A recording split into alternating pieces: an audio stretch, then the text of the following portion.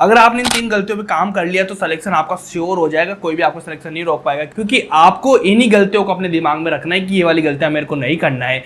So hi everyone, my name is Lokesh Gujar और आज की वीडियो में हम बात करेंगे 3 ऐसी फैक्टर्स के बारे में, कोई ऐसे मिस्टेक के बारे में जो आपको हर तरह से सुनाई देती है, लेकिन उनका रियल मीनिंग क्या होता है वो आपको नहीं पता होता है और आप गलत चीजें कर रहे होते हैं। बस आपको सुनाई में दिया और वो चीजों को आप गलत करते जाते हैं बार बार से। तो इस वीडियो के बाद में वो सारी चीजें आपके दिमाग से निकल जाएगी, क्योंकि जो चीजें मैं बताने वाला हूँ बिल्कुल फैक्ट और एक्सपीरियंस बेस पे बताने वाला हूँ। तो हर तरफ आपको सुनाई देता है कि एनसीईआरटी पढ़ो, एनसीईआरटी पढ़ो, तो आप ये बात सुनकर एनसीईआरटी पढ़ने चले जाते हैं। जब आप क्लास में जाते हैं तो क्लास का कंटेंट आपको हेवी लगता है, और जब आप एनसीईआरटी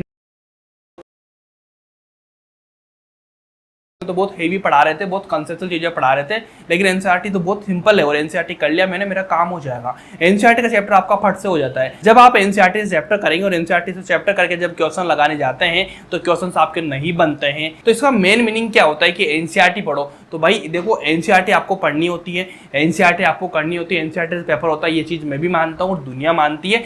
लेकिन एक चीज आपको रियल में इसका मीनिंग क्या होता है कि एनसीईआरटी की जो बिल्कुल लाइंस है वहां से क्वेश्चन आएंगे, लेकिन एनसीईआरटी की जो कंसेप्ट है उसमें जो लाइंस दे रखी है, उसका जो टॉपिक दे रखे हैं, उस टॉपिक को पढ़ना होता है, उसके कंसेप्ट को पढ़ना होता है, उनको अंडरस्टैंड करना होता है, समझना पड़ता है। जो ये चीज होती है आपकी क्लास में टीचर्स आपको बहुत अच्छे से कराते हैं। अगर आप खुद से एनसीईआरटी पढ़ेंगे तो आपको समझ में नहीं आएगा। बायो की एनसीईआरटी आप पढ़ेंगे, बायो की एनसीईआरटी पढ़ के आप 75 to 80 क्वेश्चन कर सकते हैं, 90 या 85 क्वेश्चन नहीं कर सकते। इसका रीजन क्या होता है कि यार उसमें भी कंसेप्चुअल चीजें चलती है, बहुत सारे मीनिंगफुल चीजें होती है जो आपको समझ में नहीं आती एनसीईआरटी पढ़ने के बाद में। तो आपको टीचर से पढ़ना बहुत जरूरी है। तो ये वाली चीज होती है कि भाई एनसीईआरटी पढ़ो, एनसीईआरटी पढ़ो, लेकिन एनसीईआरटी का मतलब क्या होता है कि उसके कंसेप्ट को पढ़ो, उसमें जो टॉपिक दे रखे हैं उन टॉपिक को पढ़ना होता है, तब जाके अपना काम होता है। ऐसा नहीं कि उसकी जो सारी एनसीईआरटी की लाइंस है फिजिक्स केमिस्ट्री में आपको समझ ही नहीं आएगा। इतने से बड़े कंसेप्ट होते हैं, आपको कभी समझ में आएगी कोई चीजें? बिल्कुल नहीं आएगी ना। तो इस गलती को दिमाग से निकाल देना कि मेरा एनसीईआरटी पढ़ के काम हो जाएगा। एनसीईआरटी तब पढ़ी जाती है जब आप अपना चैप्टर क्लास में कंप्लीट कर लेते हैं, अच्छे से समझ लेते हैं, उसके बाद में आपको एनसीईआरटी पढ़नी होती है, ताकि आपकी एनसीईआरटी की जो लाइंस होती है, उसकी जो लैंग्वेज होती है वो मैच हो जाए, और जब पेपर में आएगी तो उन लाइन से अगर क्वेश्चन आएगा तो आप इजीली कर पाओ। इसलिए एनसीईआरटी पढ़ने का बोला जाता है कि भाई एनसीईआरटी बेसिस पे रहो। इसका मतलब यही होता है कि एनसीईआरटी बेस पे पेपर आता है, ना कि एनसीईआरटी की जो लाइंस होती है ना वो आपको समझ में आ जाए वहां से पेपर आता है। ऐसा बिल्कुल नहीं होता है। उन्हें एनसीईआरटी की लाइन को समझने के लिए आपको एक्सप्लेनेशन समझना होता है। तो सबसे बड़ी यही गलती थी, इसको ध्यान में रख लेना। अब आज से एनसीईआरटी बिल्कुल नहीं करना, पहले समझना, करना अच्छे से, उसके बाद में एनसीईआरटी को रेफरेंस बुक के यूज में काम करना, एक्स्ट्रा कंटेंट के रूप में, समराइज तरीके के रूप में आपको एनसीईआरटी का यूज करना है।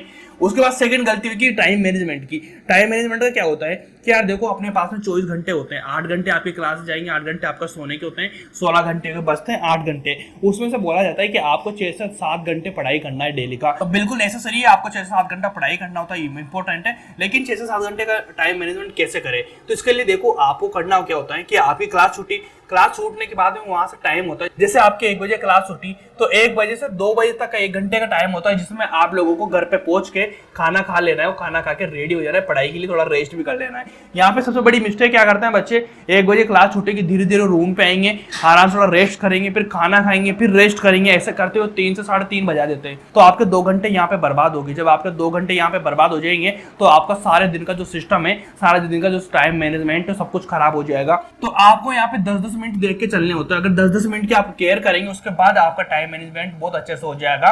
क्योंकि 8 घंटे में आपको नहाना भी है, खाना भी है, जो भी बहुत सारी चीजें वो करनी है, लेकिन उसमें से आपको 6 से 7 घंटा पढ़ना होगा। तो कहीं ना कहीं आपके नींद का टाइम मैनेजमेंट सही होना चाहिए, कहीं ना कहीं आपका स्लीपिंग का जो टाइम मैनेजमेंट है बहुत अच्छे से होना चाहिए। ओवरऑल आपको बहुत तरीके से काम करना पड़ेगा। आधा घंटा आपने बर्बाद किया तो कहीं ना कहीं बच्चों की हैबिट होती है कि यार अपन सोने में, क्लास में तो कम नहीं कर सकते हो, तो होती है, लेकिन जो टाइम आप एक्स्ट्रा कहीं और लगाते हैं वो टाइम की जो कमी पड़ती है वो पड़ती है आपकी स्टडी पे सबसे ज्यादा। अगर मान लो आपने 2 घंटे बर्बाद किए तो आप 2 घंटे पढ़ाई को कम कर देंगे। तो ये वाली सबसे बड़ी चीज है, टाइम मैनेजमेंट करके चलो। ठीक है, 3 चीजें मैं बताऊंगा, तीनों चीजों पे काम करना, सिलेक्शन आपका कोई नहीं रोक पाएगा। क्योंकि मैंने न जाने कितने बच्चों को देखा है जो सिलेक्शन नहीं होता है, वही रीजन होते हैं कहीं से सिलेक्शन कैसे नहीं हो पा रहा है ना।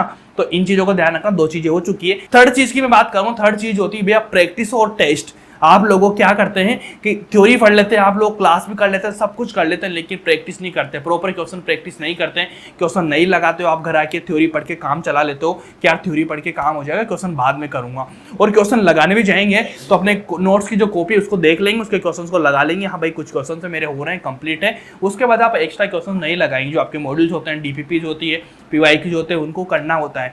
उसके बाद जब आपने क्वेश्चन लगा ले, लेकिन पर्टिकुलर वीकली या मंथली आपके टेस्ट होते हैं तो आप टेस्ट नहीं देते हैं, लेकिन टेस्ट का देना चाहिए, टेस्ट का एनालाइज भी करना चाहिए। टेस्ट क्या होता है, नंबर कम आ रहा, कोई दिक्कत नहीं। सबसे बड़ा पॉइंट क्या होता है कि आप डर जाते हो कि यार नंबर कम आएंगे, लेकिन एक चीज आपको सोचनी है कि अगर टेस्ट में नंबर कम आ रहे हैं इसका मतलब है कि आपकी कमियां हैं, तो उन कमियों में काम करना है ना अपने को। क्योंकि पूरे साल जो प्रिपरेशन क्या होती है, प्रिपरेशन यही तो होती है ना कि जो कमियां अपनी होती है उन कमियों पे काम करना। अगर आपको सब कुछ आता है फिर तो आपको प्रिपरेशन करने की जरूरत ही नहीं है भाई, फिर तो बिल्कुल ऐसे सिलेक्शन हो जाएगा आपका। प्रिपेयर क्यों हो रहे हैं अपन किसी चीज के लिए, प्रिपेयर का मतलब तैयार हो रहे हैं, तैयार का मतलब जो अपनी कमियां हैं उन कमियों को सुधारना होता है। तो आप कमियों को सुधार नहीं रहे और कमियों से डर रहे हो, भग रहे हो आप, तो काम कैसे होगा। तो आपको सिंपली ये ध्यान रखना है कि अगर नंबर कम आ रहे हैं तो कैसे कम आ रहे हैं, कौन से सब्जेक्ट में कम आ रहे हैं, तो उन पे काम करना होता है, धीरे धीरे काम करना होता है। कुछ बात होती है तो मुझसे पूछ सकते हैं कि भैया ये वाली चीज़ है मेरे साथ में, ये वाली प्रॉब्लम हो रही है, अपन उस पर साथ में डिस्कस करेंगे, डिस्कस करके आपकी प्रॉब्लम सोल्व आउट कर देंगे।